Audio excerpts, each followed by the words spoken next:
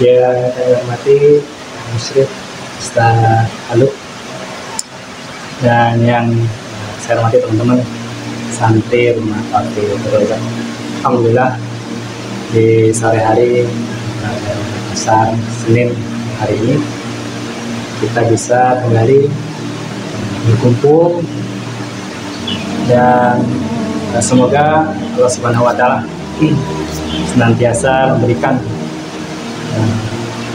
berbagai macam kenikmatan dan juga keberkahan atas segala aktivitas yang kita lakukan dalam harian hari ini. Amin. Salawat beriring salam semoga selalu kita sanjungkan untuk Nabi kita Muhammad SAW, dan semoga kita senantiasa istiqomah menjalankan segala sunnah-sunnahnya dan semoga kita telah mendapatkan syafaatnya. Amin. Baik teman-teman, ada beberapa hal yang ingin saya sampaikan di sore hari ini. Tadi sengaja saya minta sama Ustaz untuk sedikit bisa berbincang-bincang dengan teman-teman di hari ini, dan hari ini adalah hari yang sangat spesial buat saya bisa berada di teman-teman, di hadapan teman-teman dan akan menyampaikan beberapa hal. Yang pertama adalah ini yang paling penting saya sampaikan. Jadi hari ini adalah hari terakhir saya di sini. Jadi besok saya sudah tidak di sini lagi. Palingan kita akan ketemu kalau ada kegiatan-kegiatan yang sifatnya terbuka untuk umum, misal publik akbar dan seterusnya, yang memang mungkin tidak berbenturan dengan waktu saya mungkin akan hadir. Tapi aktivitas saya di Rumah Fakih Darul itu terakhir hari ini. Jadi saya ingin menyampaikan bahwa ada Ustaz Haluk dan semuanya, permohonan maaf jika interaksi kita, komunikasi kita selama saya berada di sini, dari mulai yang lama sampai yang baru, Wisnu, Gamal dan seterusnya, ada hal yang kurang berkenan, baik sikap, kata, perbuatan, entah dalam suasana seperti ini atau suasana sedang bermain futsal dan seterusnya. Kita masih bisa ketemu kalau teman-teman main futsal sama tafakur ya, kita masih bisa kita ketemu. Kemudian teman-teman bisa ke sana. Intinya adalah mohon dibukakan pintu maaf ya, seluas-luasnya. Itu yang pertama. Karena memang beginilah kehidupan. Ada pertemuan, tapi juga ada perpisahan. Ada yang lahir, juga ada yang mati. Ada yang datang, juga ada yang pergi.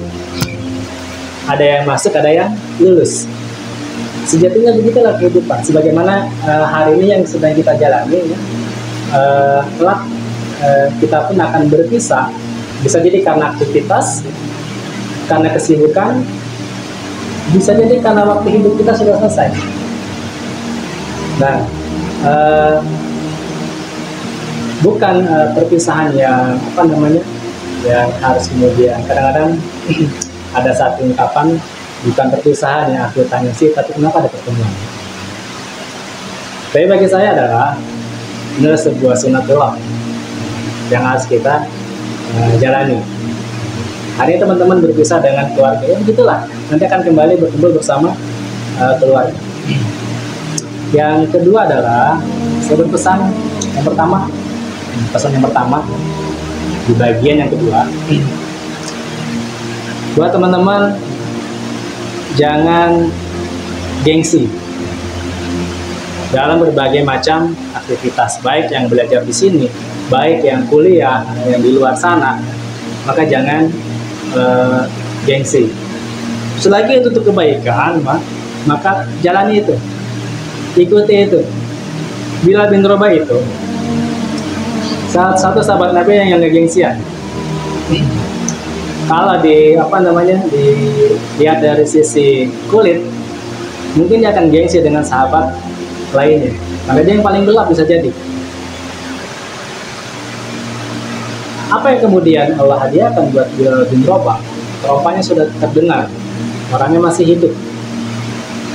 Kepergian Bilal bin Rabah itu ditangisi oleh penduduk pada saat itu. Kenapa? Karena mereka kangen dengan suara ajannya Bilal bin Rabah. Bilal bin Rabah yang kemudian membuat Rasulullah marah kepada Abu Dzar Al-Ghifari, karena Abu Dzar Al-Ghifari menghina Bilal bin Rabah. Sampai Abu Dzar mengatakan, kalau boleh aku akan sujud di hadapan. Itu Bilal bin Rabah. Warna kulit kita tidak segelap Bilal bin Rabah. Maka kemudian apa yang harus kita gengsikan ketika kemudian kita dalam menuntut ilmu dimanapun kita berada. Bahkan Nabi kita sendiri itu tidak gengsian. Nabi kita itu pernah mengembala kambing, domba, dan dia gengsi. Luar biasa. Ada satu pelajaran besar buat kita. Nabi yatim dari dalam kandungan, 6 bulan sudah ditinggal ayahnya. Beberapa tahun kemudian ditinggal oleh ibunya, ditinggal lagi oleh kakeknya,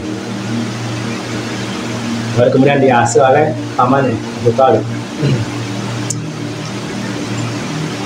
Maka sahabat sekalian, jangan kemudian kita gengsi dalam menuntut ilmu.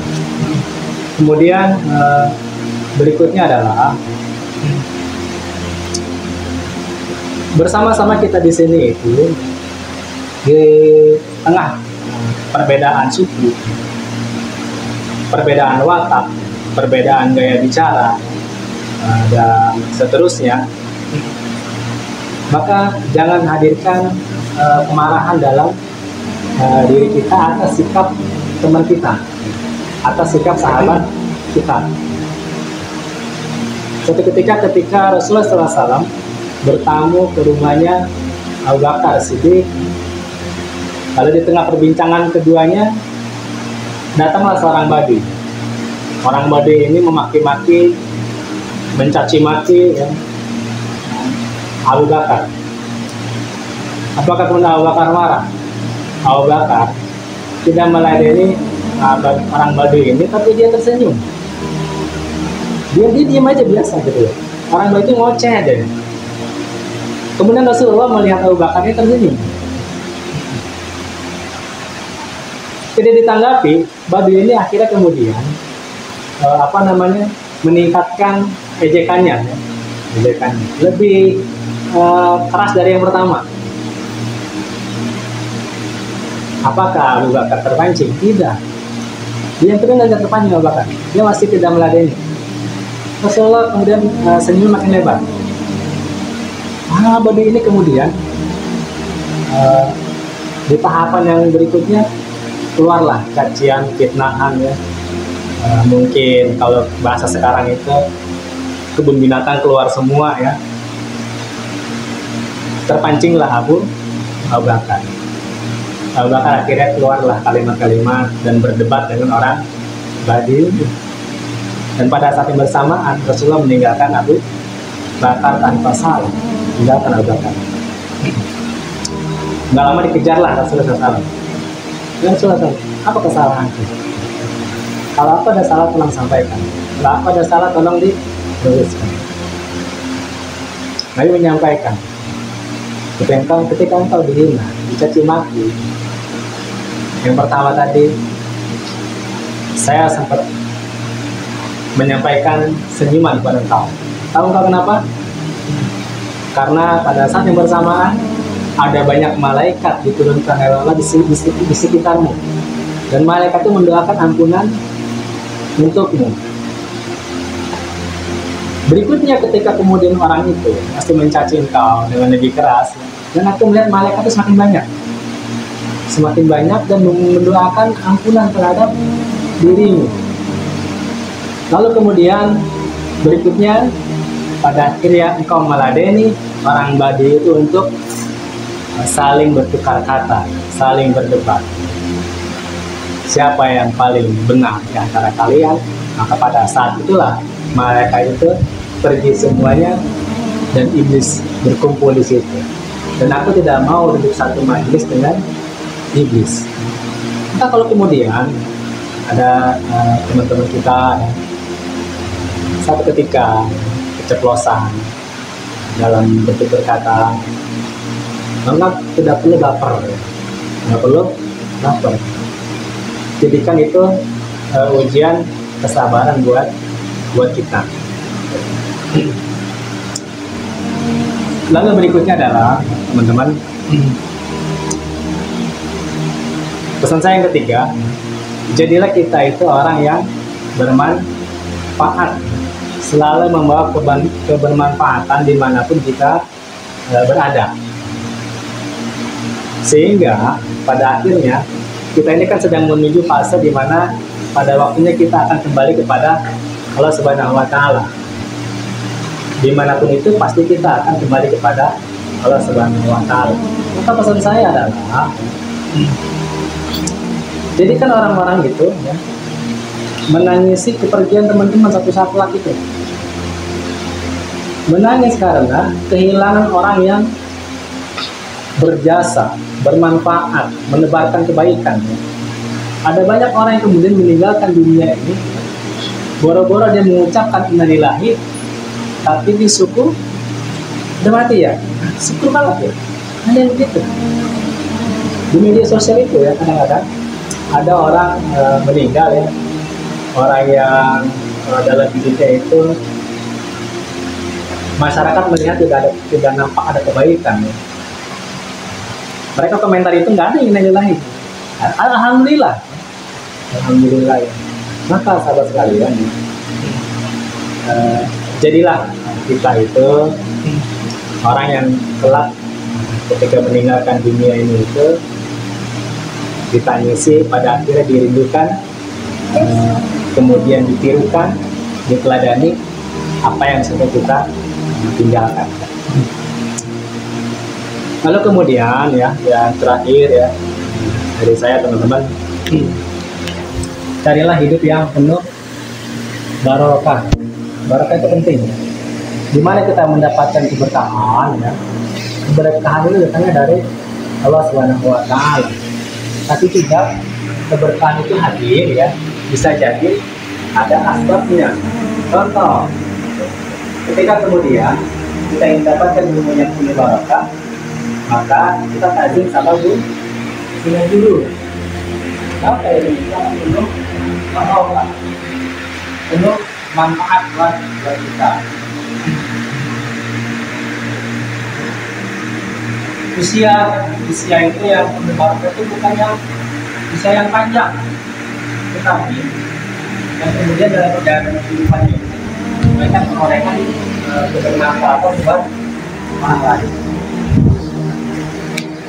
Makanan yang barokah itu bukan makanan yang bergizi, bukan makanan yang lezat. Makanan yang barokah itu adalah makanan yang mampu membuat si pemakannya ini ya, mengeluarkan keringat-keringat ya untuk berdakwah di jalan Allah. Bukan makan tidur ya. Maka disitulah ada keberkahan dari makanan. Ketika kemudian tenaga yang kita miliki, kesehatan pikiran yang kita miliki digunakan untuk berbagai macam aktivitas kebaikan, berkeringat, berkeluh, berdarah-darah ya, kayak gitu ya. Lalu kemudian ya di antara kita ya, hendaknya itu satu dengan yang lainnya saling menguatkan. Ada teman kita yang sudah nampaknya galau, maka kasih penguat ya. Kasih masukan, kasih nasihat. Ketika ada orang lain yang memberikan nasihat ya, maka terima itu. Jangan mengatakan saya ini lebih tua, jangan mengatakan saya ini lebih pandai bahasa Arabnya, saya ini lebih banyak hafalannya. Karena nasihat itu bisa datang dari mana saja. Dan ketika kemudian dia berisi tentang kebaikan, maka terimalah sebagai sebuah kebaikan. akan sulit kita mendapatkan ya, seorang sahabat yang selalu mengingatkan kita tentang berbagai macam kebaikan. Kalau ada teman seperti itu, maka dijaga. Dan berikutnya adalah ya, ini yang terakhir ya. Nanti akan ada kan Ustaz Wahid ya, sama Ustaz Haluk ya, Ustaz Haluk. Maka teman-teman ya, selagi apa yang kemudian beliau sampaikan, yang mereka sampaikan ada untuk kebaikan buat kita, maka seyogianya kita bisa mengikuti dengan sebaik-baiknya. Jadi itu. Dan bangunlah mimpi ya, dari mulai hari ini. Bangunlah mimpi dari mulai hari ini. Teman-teman yang ada di depan saya ya, sekarang sedang mengikuti hafalan Qurannya ya. Maka jadilah penghafal Quran ya, bermanfaat buat orang banyak. Jangan kemudian jadi penghafal Quran hanya untuk dirinya sendiri, untuk dirinya sendiri. Nah, banyak manfaat ketika kemudian ya teman-teman hafal Quran hanya untuk diri sendiri. Saya seusia teman-teman ini ya, sudah banyak membangun mimpi. Jadi kalau sekarang ya, ada apa tuh, ada tabakur, ada yayasan, ada gebrak, ada bank sampah ya, dan seterusnya. Semua kita bangun dari mimpi. Kalau kita nggak berani bercita-cita, maka beranilah untuk bermimpi. Dan dari mimpi itu ya, semoga teman-teman bisa bangun berbagai macam kebaikan. Sebagai penutup ya, terakhir, orientasikan berbagai macam aktivitas kita itu berorientasinya ke surga. Ada satu kisah. Seorang suami punya kebiasaan itu menaruh handuk basah di atas kasur. Ini satu hal yang paling tidak disukai oleh istrinya. Sudah diingatkan berkali-kali agar jangan menaruh handuk basah di atas kasur. Tapi itu diulang sama suaminya, diulang. Sampai istrinya berantem sama suaminya hanya karena masalah handuk basah. Stres itu istrinya. Ini suaminya nggak susah dibilangin ya. Hanya karena handuk itu keributan hampir terjadi setiap hari. Ternyata istrinya mengubah mindsetnya, pola pikirnya dia rubah. Kalau dia tidak bisa merubah suaminya, maka mindset dia harus dirubah.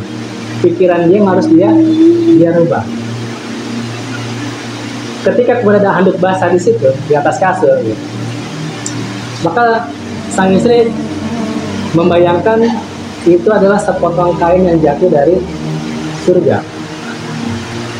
Sepotong kain yang jatuh dari surga. Sehingga setiap pagi, setiap suaminya habis mandi itu kain itu dia perlakukan ya, beda dari biasanya. Diperlakukan dengan sangat baik ya, di dendeng. Suaminya kaget, ya. Nggak pernah ada marah-marah lagi dari istrinya. Nggak berapa lama kemudian istrinya tidak mendapati ada handuk di atas kasur. Ternyata suaminya udah rapikan sendiri. Apakah istrinya bahagia? Istrinya nggak bahagia. Mestinya dia bahagia karena tugasnya sudah selesai untuk urusan handuk. Tapi istrinya nggak bahagia. Kenapa? Kalau sudah melekat di kepalanya, ya, kain dari surga itu, dia tidak bisa rapikan kembali. Itu kalau kita rubah mindset begitu. Dia malah kangen dengan handuk di atas tempat tidur. Yang awalnya dia benci, dia jadi kangen. Saat itu dia bersedih. Sepotong kain dari surga itu sudah tidak pernah nampak lagi di atas tempat tidur. Maka sahabat sekalian, dari kisah ini, hikmah apa yang kemudian bisa kita ambil dalam kehidupan kita? Ternyata Membayangkan tentang surga itu, ya, membayangkan tentang surga itu bisa membuat hidup kita bahagia. Belum masuk saja, ya, baru kita bayangkan dalam kepala kita, dalam aktivitas keseharian kita, itu sudah membuat kita bahagia. Maka yang terjadi dalam kehidupan kita sehari-hari, ya, di rumah Taqwatul Rojak maupun nanti di mana, ya, maka jadikan mindsetnya itu semua kembali kepada surga. Ada teman, ya, entah di mana, ya, ada orang lain, ada tetangga, ya, yang nyebelin, mindsetnya surga. Jadi kita akan menjadi orang yang sangat bahagia, karena surga itu menghadirkan kebahagiaan. Jangan melulu tentang dunia. Kalau kita berpikir tentang dunia, urusan dunia, maka kita tidak akan memiliki apa-apa pada akhirnya, karena nggak akan pernah puas, ya. Tapi kalau orientasinya adalah surga, ya, maka kita akan berpikir kita sudah terlalu banyak memikirkan tentang dunia. Kalau mikir tentang dunia, kita selalu nggak punya apa-apa hidup di dunia. Tapi kalau orientasinya akhirat, kita akan tercetuk bahwa selama ini kita terlalu sulit memikirkan dunia. Jadi itu teman-teman, ya, beberapa hal yang bisa saya sampaikan. Semoga ada manfaatnya. Jadi sekali lagi saya mohon maaf, ya, dalam perjalanan saya di sini ada yang kurang berkenan dan sebaliknya, ya. Karena, ya, memaafkan orang lain itu adalah pekerjaan yang sangat mulia. Jadi ada 3 perkara yang memberatkan timbangan kelak di yaumul hisab itu. Salah satunya adalah memaafkan kesalahan orang lain. Itu kalau ditimbang, ya, itu mizan itu jomplang, nggak pakai begini-begini lagi, langsung menjomplang. Salah satunya adalah memaafkan kesalahan orang lain. Jadi kalau ada orang lain yang punya salah sama kita, jangan disimpan, dimaafin. Karena bukan duit nggak usah disimpan, bukan emas juga nggak usah disimpan, nggak ada manfaatnya. Jadi menyimpan, ya, kebencian atas sikap orang lain, ya, itu tidak akan bermanfaat sama sekali buat diri sendiri, nggak ada manfaatnya. Justru akan jadi manfaat kalau kita ikhlas memaafkan, ya. Itu jalan terbaik. Jadi itu saja teman-teman, ya. Jika satu ketika mau main kemana, ke tafakur, ya, musola salam, silakan, ya, main ke sana. Dan